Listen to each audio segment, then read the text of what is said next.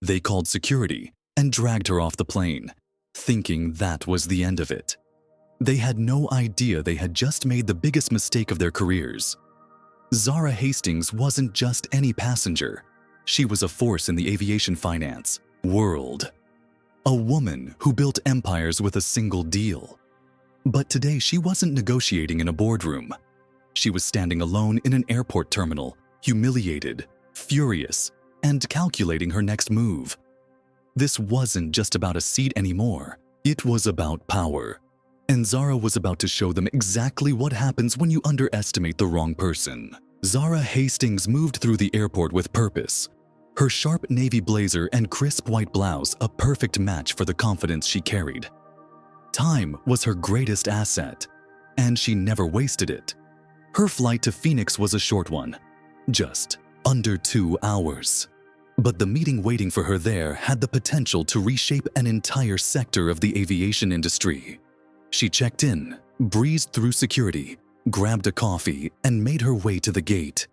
Everything was routine, until it wasn't. The moment she stepped onto the plane, something shifted. A flight attendant, mid-40s, blonde hair pulled into a tight bun, gave her a look. Not a polite professional glance, but something else. Something assessing. Zara had seen it before. The silent question, "Do you belong here?" She ignored it. There were numbers to finalize, contracts to secure. She just wanted to sit, review her notes, and get to her destination. She walked down the aisle, glancing at her boarding pass. Seat 3A, first class. She reached her row, stowed her carry-on, and settled in. But before she could even take out her tablet, the same flight attendant appeared beside her. A forced smile stretched across her face. "Ma'am, I'm going to need to see your boarding pass again." Zara blinked. She had just scanned it at the entrance, but she stayed composed, pulling up her digital ticket. The flight attendant barely glanced at it before shaking her head. "There seems to be a mistake.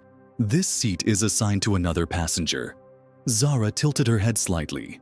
"No, it's not. 3A is mine. I booked it weeks ago." The flight attendant exhaled sharply, irritation flashing across her face. "Let me check with the gate agent." She spun on her heel and walked away. Zara tapped her fingers against the armrest, her mind already working through the situation. She had spent years navigating spaces where people underestimated her. Boardrooms filled with men who assumed she was an assistant. Meetings where she was spoken over until she made it clear she controlled the numbers.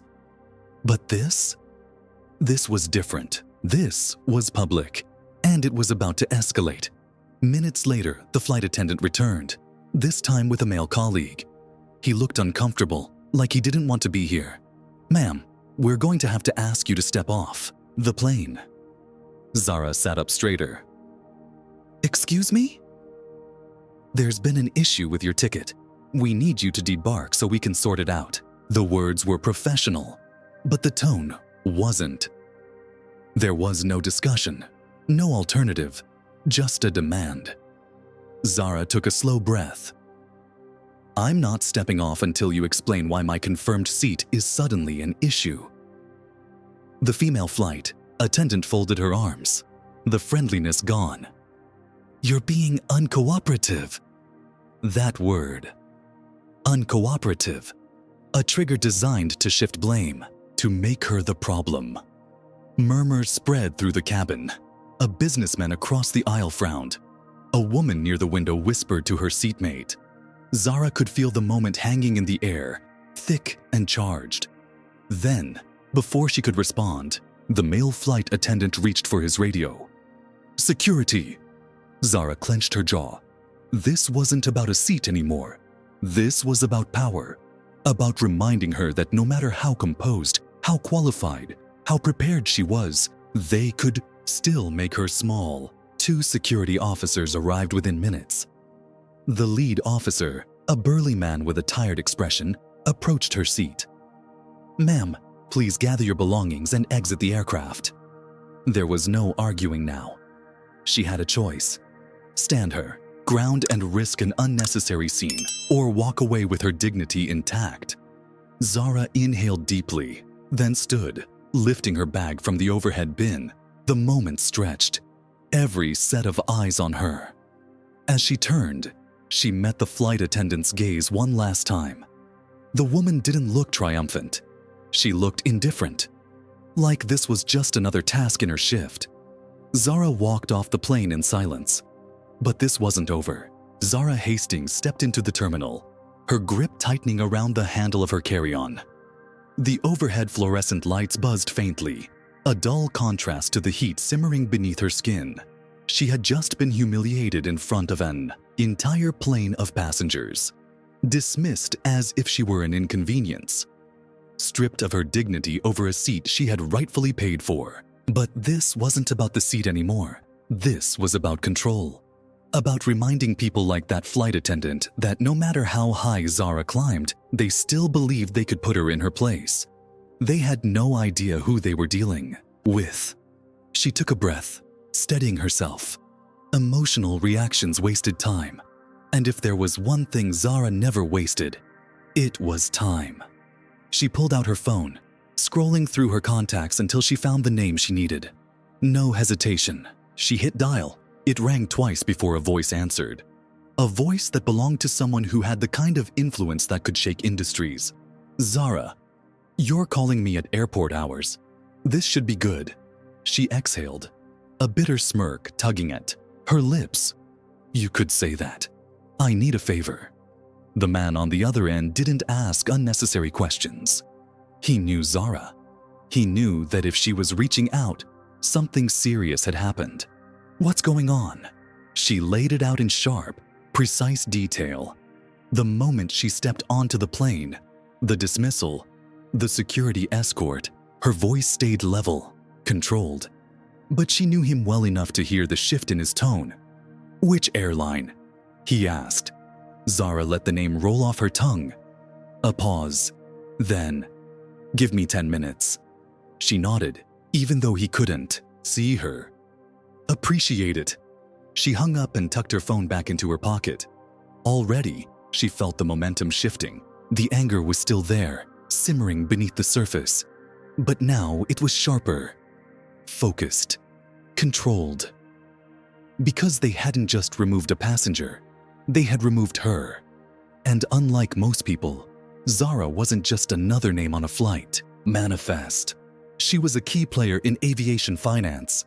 She sat in rooms where billion-dollar airline mergers were debated. She knew the people who pulled the strings. And more importantly, she knew how to tighten them around the right throats. Her phone buzzed. A text. Check your email. She did. And there it was. An internal memo forwarded straight to her inbox from one of the airline's top executives. Subject: immediate attention needed. Incident on flight 276. Zara scanned the email. The flight had only been in the air for 20 minutes, and yet corporate was already scrambling. Because this wasn't just about a flight attendant making a bad call. This was about who they had made that call against. She could almost picture it. Executives in their glass-walled offices, clutching their coffee cups, realizing they had just made a very expensive mistake. Another text came in. They're calling an emergency meeting. Give it 5 minutes. She exhaled slowly, letting a small, knowing hum settle in her chest. They were fast, but not fast enough. The damage was already spreading. People were talking. A reporter from a major business magazine had already reached out. Twitter and LinkedIn were buzzing. Industry colleagues were messaging her. She hadn't even said a word publicly, yet the story was writing itself. Then another call came in, a number she recognized instantly. Corporate.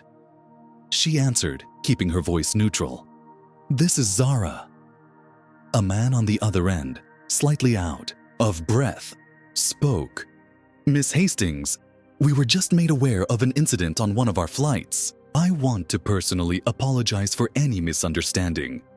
Zara let the silence stretch. Let him squirm. Then, finally, she repeated his words. A misunderstanding? Her tone was ice. I was removed from my seat, humiliated in front of an entire cabin of passengers. And now that the headlines are coming, you're calling me with a half-baked apology. The man cleared his throat. I assure you, we take these matters very seriously. We're already investigating. She cut him off. You already know this isn't going away. A hesitation. Then, carefully, Miss Hastings, we'd love the opportunity to discuss this matter privately. Perhaps we can arrange a conversation with our senior leadership. She smirked. Oh, you'll be having a conversation, all right, but not with me. Silence. Then a cautious, I'm sorry? Zara's grip on her phone tightened. I don't need an apology. I need your board of directors to get ready. Another silence. He had just realized what was happening. They hadn't just picked the wrong passenger. They had picked the worst possible person to mistreat. Zara ended the call without another word. Then, with steady hands, she pulled up a new contact, the investor group that had already been eyeing this airline for a potential buyout. She hit dial. Just like that, the game changed. Zara sat in the airport lounge, her fingers drumming lightly against the table as she watched the terminal bustle around her. People moved with purpose, checking flight boards, sipping overpriced coffee, dragging luggage behind them. Just like she should have been doing, if not for what had happened on that plane. But instead of boarding her flight, she was orchestrating something far bigger. The airline had treated her like she was insignificant, like she could be dismissed without consequence. Now, they were about to find out exactly how wrong they were. Her call to the investor group had been short, direct, and laced with opportunity. This airline stock is about to take a hit, she had said. The PR fallout is just beginning, and when the headlines hit, investors are going to panic. The board will scramble, but they'll be bleeding money before they know what hit them. On the other end of the line, Charles Mendez, the man who specialized in corporate acquisitions, had listened in silence before finally asking, "And you want to be the one holding the knife?" Zara had smirked. Not quite. I want to be the one holding the lifeline. Now, as she refreshed her stock app, she saw the first signs of what she had predicted. The airline's shares had already begun to slip. Small tremors before the real drop. Negative press was circulating. A business journalist had just published a scathing report about the incident. Within hours, the damage would be irreversible. Her phone vibrated. Another text. Stakeholders are getting nervous. Some are looking to offload shares. Good. That was the opening she needed. She typed back, "Start acquiring." Quietly. We move before they even know what's happening. Corporate still hadn't realized the full scale of what was unfolding. They thought this was just about bad press, a disgruntled passenger making noise. They had no idea that the very foundation of their company was shifting beneath them. Another call came through, this time from an industry colleague. "Zara, whatever you're doing, keep doing it." The board's in full panic mode. She allowed herself a small, satisfied breath. Perfect. As she ended the call, she took a moment to look around. A woman about her age caught her gaze, briefly before looking away. Uncomfortable. People had seen what happened to her. Some had recognized the injustice, but none of them had spoken up. That was the world Zara had always known, one where silence was easier than confrontation. But she had never been one to stay silent. She glanced at her phone again. The stock price had just dropped another point. The real plunge was about to begin. And when it did, Zara would be waiting, ready to take control. The fall happened faster than anyone expected. The moment the media picked up the story, the airline stock plummeted. Investors panicked, board members scrambled, and executives held emergency meetings late into the night, desperately trying to contain the fallout. But it was too late. Zara had already set everything in motion. From the outside, it looked like a perfect storm, an unfortunate PR disaster that sent the company into a downward spiral. But from the inside, Zara knew the truth. This wasn't just a storm. It was a carefully calculated takedown, executed with precision.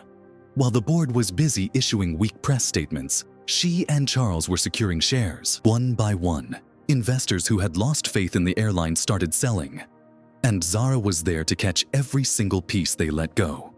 Within 10 days, everything changed. The CEO was forced to resign. His credibility shattered.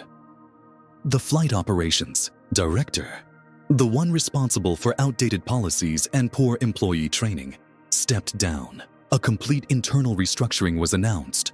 The airline, once steady and untouchable, was now vulnerable, its leadership gutted from the inside. And at the center of it all was Zara Hastings. She wasn't just an investor. She wasn't just sitting on the board. She was running the show now. The moment she signed the final contract, cementing her control, she leaned back in her chair, exhaling slowly. This was never about revenge. It was about power, about ensuring that no one could ever treat her, or anyone like her, as if they didn't belong. 2 weeks after she had been dragged off that flight, Zara walked through the same airport again. But this time, she wasn't a passenger. She wasn't just another woman moving through the terminal, hoping to reach her destination without disruption. She was the new owner of the airline. And the difference was undeniable. The executive lounge doors slid open as she stepped inside. The space exuding quiet luxury, glass walls, leather seating, and hushed conversations between industry power players. It was a world she had always belonged to. The only difference now was that no one could question it. Then she saw her, the flight attendant, the same woman who had smirked as security escorted Zara off the plane, the same woman who had spoken to her like she was nothing. She stood near the check-in counter, adjusting her uniform, unaware of the shift in power. Zara slowed her steps just enough for their eyes to meet. Recognition flickered across the flight attendant's face, followed by something sharper: panic. Zara said nothing at first. She let the silence do the work, let the weight of the moment settle. Then, with the kind of calm authority that couldn't be faked, she spoke. "You work for me now." The flight attendant's face paled. I was just following policy." Zara raised a hand, cutting her off. "Save it. I'm not here for an apology. I'm here to make something clear." The woman swallowed hard. Passengers bustled around them, unaware of the power shift happening in real time. "I don't care about what you thought that day," Zara continued, her voice smooth, steady. "I care about what happens next." She let the words hang in the air, deliberate and final. Then, with the same quiet control that had carried her through every deal, every negotiation, every battle she had ever fought, she turned and walked away. Because real power wasn't in humiliating someone. It was in giving them a choice and watching them realize they no longer held any control. Zara didn't look back as she stepped into the executive lounge. She didn't need to. The weight of the moment had already settled, and the flight attendant knew it. But this was never about revenge. Revenge was temporary, fleeting. Power, on the other hand, lasted. And Zara Hastings had just taken all of it. She walked to the window, overlooking the runway. Planes taxied in and out, the same airline that had dismissed her now moving at her command. 2 weeks ago, they had treated her like she was nothing, like she could be pushed aside without consequence. Today, she was the one deciding its future. Her phone buzzed. A message from Charles. Press conference set for tomorrow. Time to show them what leadership looks like. Zara exhaled, setting her phone down. Leadership. That was the difference between her and the people who had tried to diminish her. They had used their power to gatekeep, to exclude, to remind others of their place. Zara wasn't interested in that. She wasn't here to rule by fear. She was here to change the game entirely. Because this was bigger than her. This was about the people who had been treated the way she had. The ones who had been dismissed. overlooked, made to feel like they weren't enough. That culture ended today. Change didn't come from waiting for permission. It came from taking control. As another plane took off into the evening sky, Zara allowed herself a small, knowing smile. They had underestimated her. Now, they worked for her. Power shifts faster than people realize. One moment, you're being escorted off a plane like an afterthought. The next, you're the one making the decisions that shape an entire industry. Zara Hastings didn't just fight back. She took over, not out of revenge, but to make sure that what happened to her never happened to anyone else. Her story is a reminder. Never underestimate the person you try to silence, because one day, they might be the one signing your paycheck. If this story inspired you, don't forget to like, comment, and subscribe for more. And remember, true power isn't given, it's taken.